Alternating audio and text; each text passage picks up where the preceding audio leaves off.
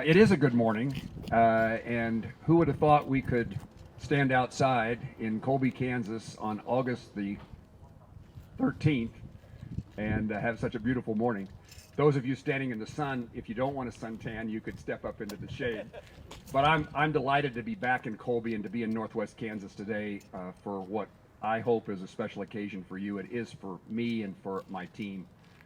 I was here on Friday last week, and we celebrated a new ag building at the high school. So two weeks in a row I'm in Colby, and of course when I'm in Colby I know I have to go to Goodland, and when I'm in Goodland I know I have to go to Colby to keep things calm in my life. And we're going to do something similar later today for first responders, and we're going to do it in Goodland. But we certainly recognized as this tragedy was unfolding on Interstate 70 the tremendous effort by people in communities all along I-70 throughout Northwest Kansas that responded to try to make a difference and made such a difference. And I've read enough of the articles and talked to enough of the people who responded to know what a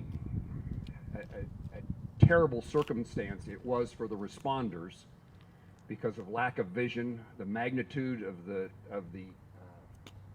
damage done to vehicles and to lives of people.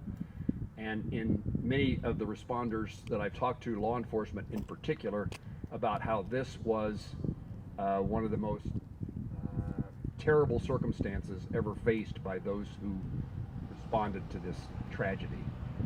And I think about it, I think initially about who responded to Interstate 70, but then you add to that all the people in communities and hospitals, emergency preparedness and ambulance services who responded to try to save lives and to make people well again. We spent a lot of time, and I'm glad to be here at Citizens, we spent a lot of time trying to make sure that no community in Kansas loses its hospital, and beyond that, trying to make certain that every community that has a hospital sees good things happening at that hospital. And again, I-70 has demonstrated time and time again an answer for me when someone says in Washington, D.C., well, why does there have to be a hospital in every 30 or 40 miles? And too many times we've seen the value of those hospitals and emergency preparedness, ambulance services to respond to tragedies that occur to people who are traveling through our state. We've also tried to take efforts to make certain that we have more warning and knowledge. One of the things that happened more recently than the tragedy on I-70 is that the amount of dollars were paused that were funding NOAA, including the National Weather Service station in Goodland. And it became clear that they no longer were able to provide forecasting 24/7. And so we were successful in finding additional appropriations for NOAA, for the National Weather Service, to make sure that no place in Kansas didn't have 24/7 weather reporting. And somehow I think that one of the things that still remain for me to think about and work with you is how do we make sure that when there is a warning that there's the right reaction, the response by people who are traveling through our state.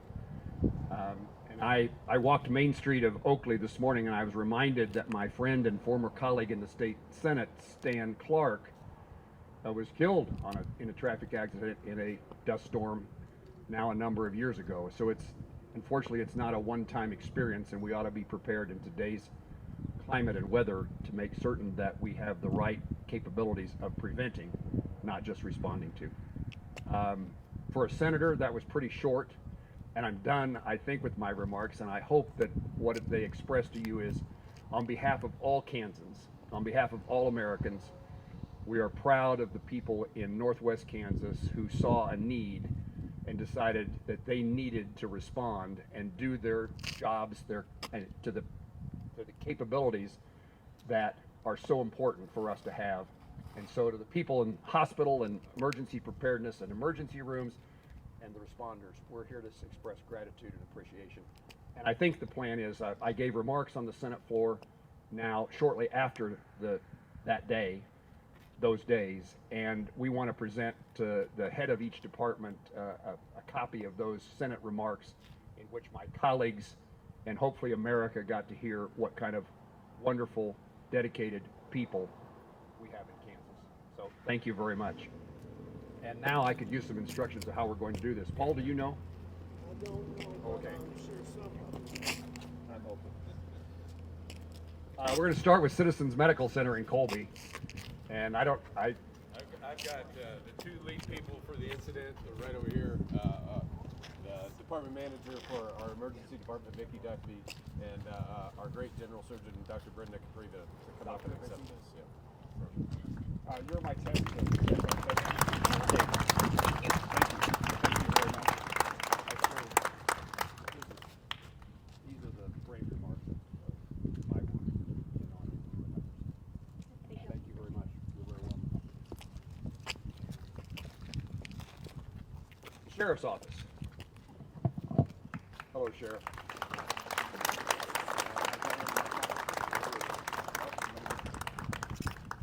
We have one thing to sidestep at the moment. Thank you very much. So, Sheriff, you and your department, maybe you want to say something? Happy to share the microphone. This was a community effort, not only for us, but with the other counties. It does show that we can work together out here in the far, we often call it the forgotten country. But we work together well. Some that aren't here right now that are often forgotten are the people that had to help clean up. Like from here would be S&M Towing, Butch's Body Shop, 24/7 Towing. They went out and helped clean it up. I'd like to thank KHP for helping out there. And they're always there when we need them. So. Sheriff, if you want to help us, we'd be glad to get this same thing for the people who help clean up. If you want to help us, we'll make sure that we get them to them. Okay, will do. Okay? Yep, thank you. Thank you, sir.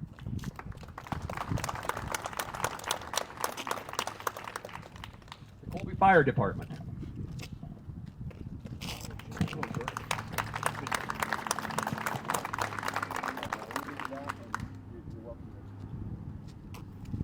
Just like to kind of reiterate exactly what Tom said.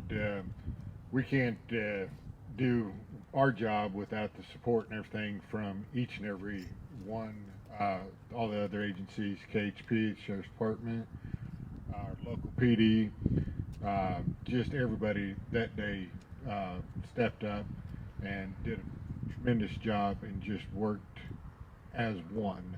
There was no separation between entities and everything. It was one large group of individuals working together to get the situation under control.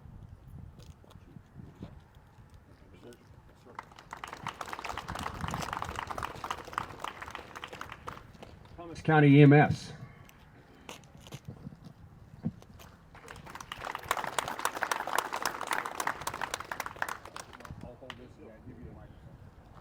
Thank you very much for this opportunity. Thank you for being here very much. We appreciate the recognition. It is a group effort. I would like to echo the words of the colleagues that have already spoken. I was not there that day, but my staff was there, and they performed exemplary on that day. We take care of each other. It's something that is that tragic events will loom for a long time, and we need to continue to take care of each other as we continue to heal from that. So please take care of each other, and God bless.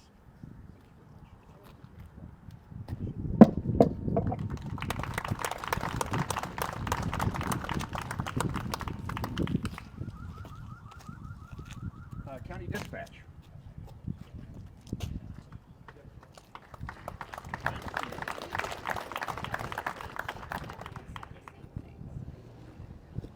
This is a new rule. She indicates that everybody's already said everything that needs to be said. Could you come speak to my colleagues in Washington, D.C. and say the same thing that doesn't need to be said? Thank you. Looks like we're going to go to work. You're welcome. Thank you for what you do.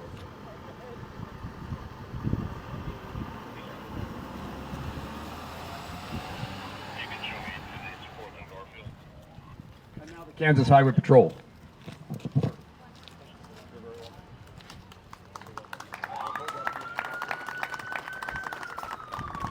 Well, thank you, Senator, for taking the time to recognize all these first responders and all these communities out here that had an effort that day.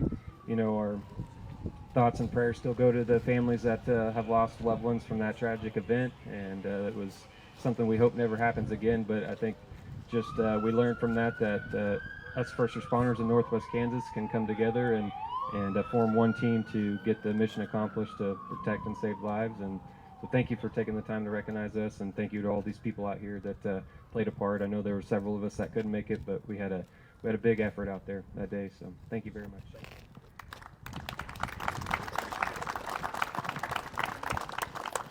And if we've missed anybody, in addition to the folks who helped clean up that the sheriff mentioned, we're happy to try to accommodate that in the near future.